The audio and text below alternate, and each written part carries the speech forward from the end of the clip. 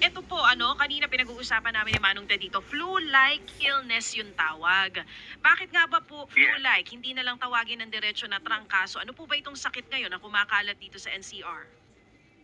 Opo, opo. Sa English, sa influenza-like illness, sa Tagalog, sa Pilipino, ginagawa nating malatrangkasong sakit. Kaya Mm. siya na tinatawag na malatrangkaso kasi yung mga sintomas po nila ay magkakahawig at lahat sila ay mukhang trangkaso. Pero iba-iba yung mga dahilan. Pwede ko kayong bigyan ng datos po, Manon Sige Ted po. DJ Cha. Sa ating datos, yung top 3 na dahilan is influenza A, top 1. Top 2 is yung rhinovirus, which is yung common cold natin, ubot sipon. And then yung top 3 is enterovirus. Yan po yung mga, meron pang iba pero mahaba yung listahan. Pag nangyari po sila, pare-pareho yung kanilang sintomas at the same time, yung pag-iwas sa kanila pare-pareho. Yung paghuhugas ng kamay, pag-iiwas muna ng physical contact kapag lalo na kapag may sintomas. Mm-mm. At kung may sintomas or gusto mag-ingat or vulnerable, yung voluntary na pagsuot ng ating mga face mask. Oo, so tama po ba yung pagkakaintindi ko, Asek? Ito pong kumakalat ngayon na sakit, tatlo po yung rason. Dahil po yan dun sa mga nabanggit nyo, yung influenza, RSV, kasama din po yung enterovirus na binabanggit nyo ngayon. Tama po ba? Halo-halo po ito? Yung number 2, DJ, sa minor correction lang, hindi siya RSV. Number 2 is rhinovirus. Okay. Rhinovirus. Now, Mm-mm. having said that, ito kasi yung panahon ng ating flu season.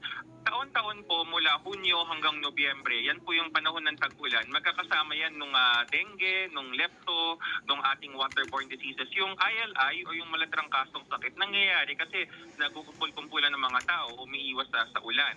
Yung panahon natin nagbabago, yung temperatura at yung humidity, yung dami ng tubig doon sa ating hangin. Nakakairita kasi yan doon sa ating lalamunan sa ilong na nagiging sanhi ng pagpasok ng ating mga flu-like symptoms.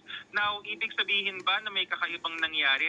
Alam niyo po, DJ Chama, nung TED, nung binasa namin yung anunsyo ng Department of Education at kinausap din po namin sila personally, nakausap ko po yung mga counterparts ko sa DepEd. Ang talagang dahilan kung bakit nagsuspend sila today at bukas ay para sa earthquake preparedness, structural inspection. Sinabay na po nila yung ating health break. Dahil sabi nga nila, anyway, mag-suspend ng face-to-face, di pagkakataon na rin na magkaroon ng sanitation. So, walang outbreak Yeah. pagdating sa flu-like illnesses dito sa Pilipinas kasi kaliwat kanan nga po yung suspension ng mga klase. Walang dapat ikabahala. Wala po. Sa katunayan nga po, maliban sa walang outbreak, walang emergency or anything alarming, yung pong ginawa nilang suspension of face-to-face, nakakatulong rin yan sa at least dalawa pang sakit. Halimbawa, yung hand, foot, and mouth disease. Mabilis rin kasi makahawa yan sa mga eskwelahan eh.